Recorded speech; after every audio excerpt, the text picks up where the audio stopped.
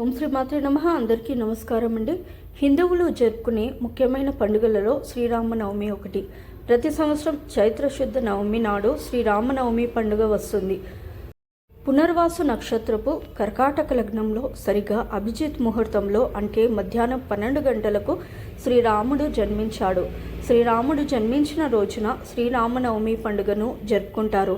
అలాగే సీతారాముల వారి కళ్యాణం కూడా ఈ రోజునే జరిగిందట. ఈ సంవత్సరం శ్రీరామనవమి ఎప్పుడు వచ్చింది, శ్రీరామనవమి రోజున ఎలాంటి పద్ధతులను పాటించాలి అనే ముఖ్యమైన విషయాల గురించి ఈ వీడియోలో తెలుసుకుందాం. ముందుగా ఈ వీడియోకి ఒక లైక్ కట్టి మన ఛానల్ని సబ్స్క్రైబ్ చేసుకోండి. అలాగే జై శ్రీరామ్ అని కమెంట్ చేయండి. ఈ నెల మార్చి 27వ తేదీన శుక్రవారం నాడు శ్రీరామనవమి వచ్చింది. శ్రీరామనవమి వచ్చేలోపు ఇల్లంతా శుభ్రం చేసుకొని ఇంట్లో ఉన్న పాత వస్తువులను తీసేయండి. ఈ పరభావనామ సంవత్సరంలో వచ్చే మొట్టమొదటి పండుగ శ్రీరామనవమి ఒకటి. కాబట్టి శ్రీరామనవమి రోజున కొన్ని నియమాలను పాటించడం ద్వారా ఈ కొత్త సంవత్సరం అంతా మీకు బాగా కలిసి వస్తుంది. కాబట్టి శ్రీరామనవమి పండుగ వచ్చేలోపు శ్రీరాముల వారి విగ్రహాన్ని కానీ ఫోటోలు కానీ ఇంటికి తెచ్చుకోండి. ఈ పండుగ పర్వదినాన రాముల వారి విగ్రహాన్ని పూజ గదిలో ప్రతిష్ఠించుకుంటే డబ్బు పరంగా మీ ఇంటికి బాగా కలిసి వస్తుంది.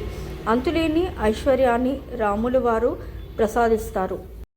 శ్రీరామనవమి నాడు పూజలు చేసేవారు కొన్ని శుభముహూర్తాలలో ఇంట్లో పూజ చేసుకోవాలి.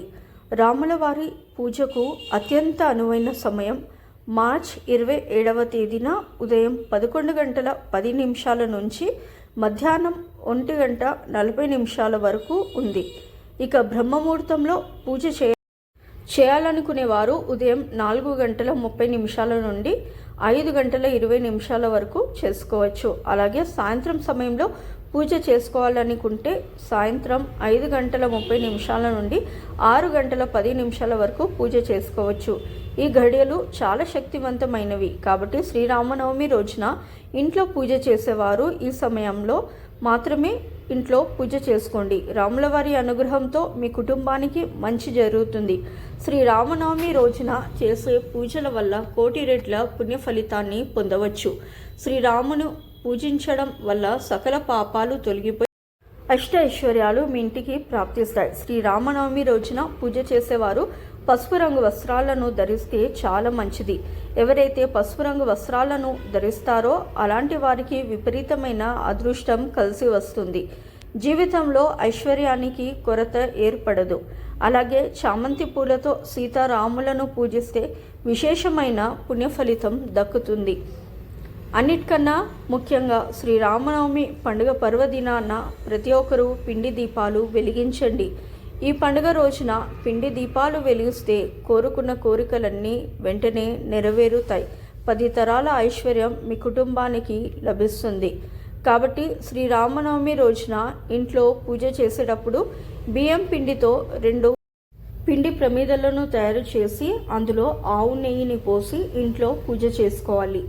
పిండి దీపాలకు చాలా శక్తి ఉంటుంది. అందులోనూ శ్రీరామనవమి రోజున పిండి దీపాలు వెలిగిస్తే ఊహించలేనంత అదృష్టం కలిసి వస్తుంది.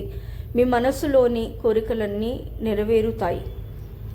శ్రీరాముల వారికి అత్యంత ఇష్టమైన వాటిలో తులసి దళాలు ఒకటి. కాబట్టి ఇంట్లో పూజ చేసేటప్పుడు మీ పూజ గదిలో కొన్ని తులసి దళాలను పెట్టుకోండి. తులసి దళాలతో శ్రీరాముణ్ణి పూజిస్తే మీ ఇంటికి అఖండ కుబేర రాజయోగం కలుగుతుంది. విపరీతమైన డబ్బు కలిసి వస్తుంది. ఈ సంవత్సరం అంతా భోగ భాగ్యాలను అనుభవిస్తారు. కాబట్టి ఇంతటి గొప్ప అవకాశాన్ని మాత్రం అస్సలు వదులుకోవద్దు. శ్రీరామనవమి రోజున ఇంట్లో పూజ చేసేటప్పుడు ముందు కొన్ని అక్షింతలను తయారు చేసుకొని పూజ గదిలో పెట్టుకోండి. ఇంట్లో పూజ పూర్తయిన తర్వాత అక్షింతలను తలపైన వేసుకోండి. ఈ అక్షింతలకు ఎంతో దైవశక్తి ఉంటుంది. కాబట్టి మీ కుటుంబం అంతా అక్షింతలను వేసుకొని శ్రీరాముల వారికి నమస్కారం చేసుకుంటే ఈ సంవత్సరం అంతా మీకు బాగా కలిసి వస్తుంది. తమలపాకులు ధనాన్ని ఆకర్షిస్తాయి. కాబట్టి శ్రీరామనవమి పండుగ నాడు 5 తమలపాకులను తీసుకొని వాటిపైన గంధంతో శ్రీరామ అని రాసి మీ పూజ గదిలో పెట్టుకోండి. మీ ఇంటికున్న దరిద్రం మొత్తం తొలగిపోయి మీ ఇంట్లోకి ధనలక్ష్మీదేవి అడుగు పెడుతుంది. ఈ సంవత్సరం అంతా ధనధాన్యాలకు లోటు లేకుండా రెట్టింపు ఐశ్వర్యాన్ని పొందవచ్చు. ఇక పూజలో నైవేద్యంగా వడపప్పు అలాగే బెల్లం పానకాన్ని నివేదించాలి. అయితే నైవేద్యానికి పానకాన్ని తయారు చేసేటప్పుడు అందులో కొన్ని తులసి దళాలను వేయండి. ఈ పానకాన్ని ప్రసాదంగా స్వీకరిస్తే ఈ సంవత్సరం అంతా ఎలాంటి అనారోగ్య సమస్యలు రాకుండా ఆయుర ఆరోగ్యాలతో అష్టైశ్వర్యాలతో జీవిస్తారు. ఈ రోజున సీతారాములను పూజించడం ద్వారా దాంపత్య జీవితంలో ప్రేమానురాగాలు పెరుగుతాయి. లక్ష్మీదేవి ప్రసన్నురాలు అవుతుంది. మీ ఇంటి సంపద పెరుగుతుంది. సీతాదేవి అంటే లక్ష్మీదేవి స్వరూపం కాబట్టి శ్రీరామనవమి రోజున శ్రీరాముడితో పాటు సీతాదేవిని కూడా పూజిస్తే లక్ష్మీదేవి ఆశీస్సులు సంపూర్ణంగా లభిస్తాయి. శ్రీరామనవమి రోజున చాలామంది ఉపవాసం ఉంటారు. అయితే పండగ రోజున ఉపవాసం చేసేవారు ఒక పూట మాత్రమే భోజనం చేయాలి. ఈ రోజున చేసే ఉపవాసాలకు అనంత కోటి పుణ్య ఫలితాన్ని పొందవచ్చు. ఈ రోజున రామాయణం చదివిన రామాయణాన్ని విన్నా సరే రాముల వారి సంపూర్ణ అనుగ్రహం లభిస్తుంది. శ్రీరామనవమి రోజున ప్రతి విష్ణు ఆలయాల్లో సీతారాముల కళ్యాణాన్ని నిర్వహిస్తారు. కాబట్టి వివాహం కాని వారు సీతారాముల కళ్యాణంలో ఉపయోగించే అక్షింతలను తలపైన చల్లుకుంటే వివాహం కాని వారికి త్వరగా వివాహం అవుతుంది. శ్రీరామనవమి శుక్రవారం వచ్చింది కాబట్టి ఈ పండుగ పర్వదినాన ఉదయం స్నానం చేసి సూర్య భగవానుడికి నమస్కారం చేసుకొని ఆర్జ్యం సమర్పిస్తే జాతక దోషాలన్నీ తొలగిపోయి విపరీతమైన ఐశ్వర్యం కలిసి వస్తుంది.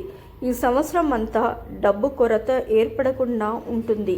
ఈరోజు తప్పకుండా దాన ధర్మాలు చేయండి. శ్రీరామనవమి రోజున చేసే దానాలకు ఎంతో పుణ్య ఫలితం లభిస్తుంది. 1 రూపాయి దానం చేసినా సరే కోటి రెట్ల పుణ్య ఫలితాన్ని పొందవచ్చు. ఈ వీడియోలో ఉన్న సమాచారం మీకు నచ్చినట్లయితే తప్పకుండా ఈ వీడియోకి ఒక లైక్ కొట్టి జై శ్రీరామ్ అని కమెంట్ చేయండి. సో ఇదండి ఇవాళ వీడియో. రేపటి వీడియోలో మళ్ళీ కలుస్తాను. అంతవరకు సెలవు. నమస్కారము. సర్వే జన సుఖినో భవంతు. Please do like, share and subscribe to my channel. Thank you for watching.